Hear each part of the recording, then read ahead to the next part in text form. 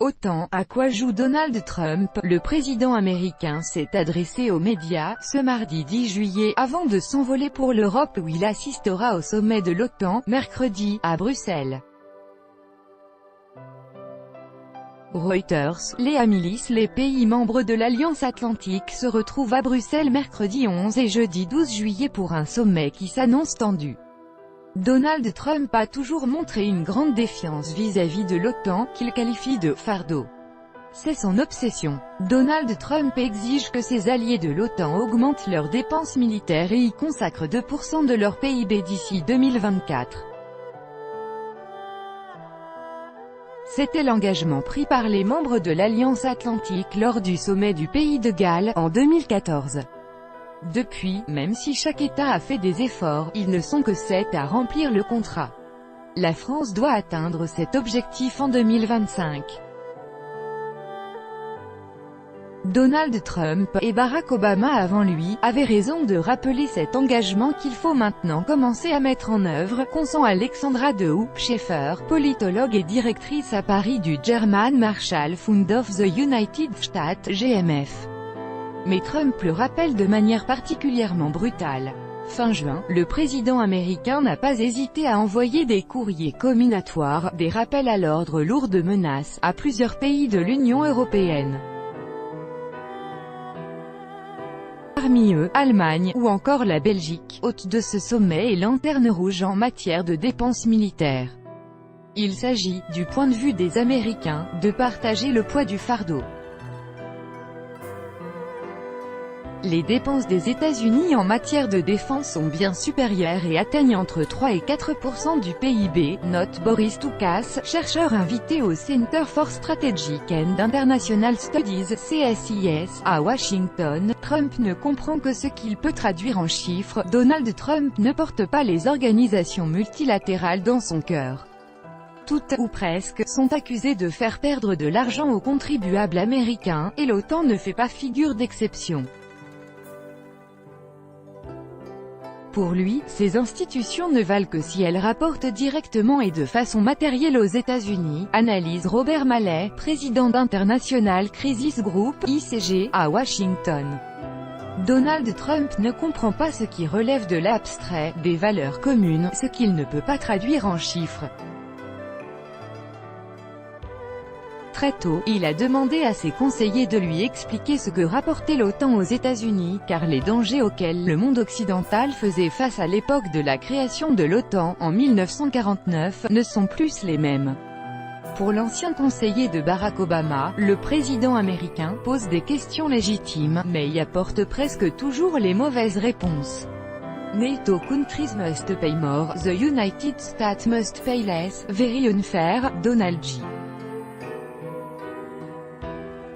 Trump, @Real Donald Trump, 10 juillet 2018. Si l'on en croit Alexandra de Hoop-Scheffer, l'Alliance Atlantique sert pourtant encore largement les intérêts américains. Les missions de l'OTAN ont été élargies au-delà des frontières de l'Alliance Atlantique, en Afghanistan, en Irak, sur les questions migratoires. Cette transformation va plus dans le sens des intérêts américains que dans le sens de priorités européennes, estime la politologue, pour qui la vision de l'OTAN s'est « trumpisée » aux États-Unis.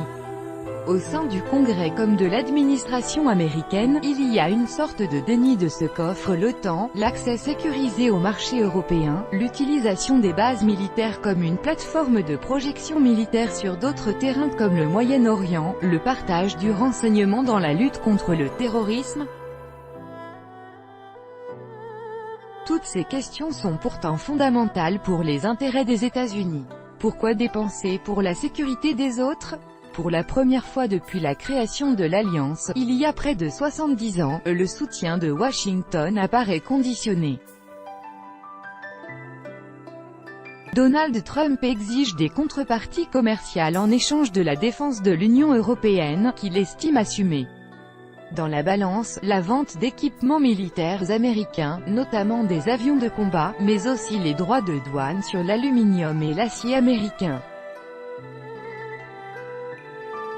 Trump pense que plus les Européens vont être déstabilisés, s'inquiéter de la fiabilité de l'engagement américain sur les questions stratégiques et de défense, plus il va obtenir de leur part des concessions sur le plan commercial, poursuit Alexandra de Hoop-Scheffer, du GMF. Le problème c'est qu'en exerçant ce type de tactique envers vos alliés les plus proches, vous fragilisez le socle de valeurs de l'Alliance Atlantique et vous faites le jeu de dirigeants comme Vladimir Poutine. Ce n'est pas une coïncidence, le président américain doit justement rencontrer le dirigeant russe juste après, lundi 16 juillet à Helsinki. L'histoire se répète, lors du G7 organisé au Canada au mois de juin, Donald Trump s'était fermement opposé à ses alliés pour mieux sourire au dirigeant nord-coréen Kim Jong-un, quelques jours plus tard à Singapour. Le poids de la rencontre Trump-Poutine. Cette rencontre avec Vladimir Poutine va donc peser sur l'atmosphère du sommet de Bruxelles.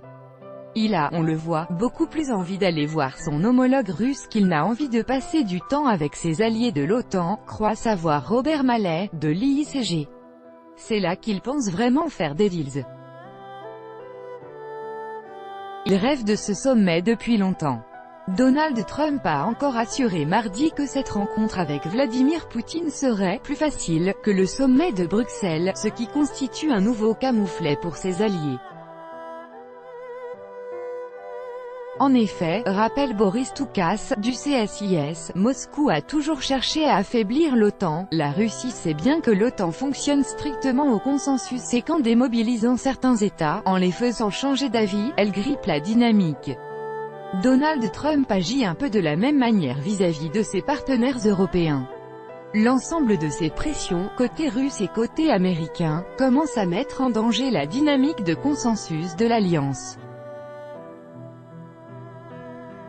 La crainte, confie un diplomate européen, c'est que Donald Trump donne des gages à Vladimir Poutine allant à l'encontre des intérêts européens, comme l'annulation de manœuvres militaires UE-OTAN, ou une éventuelle déclaration sur le statut de la Crimée annexée par la Russie. Mardi, le président du Conseil européen, Donald Tusk, a exhorté Washington à mieux considérer ses alliés. Après tout, a-t-il lancé, vous n'en avez pas tant que ça.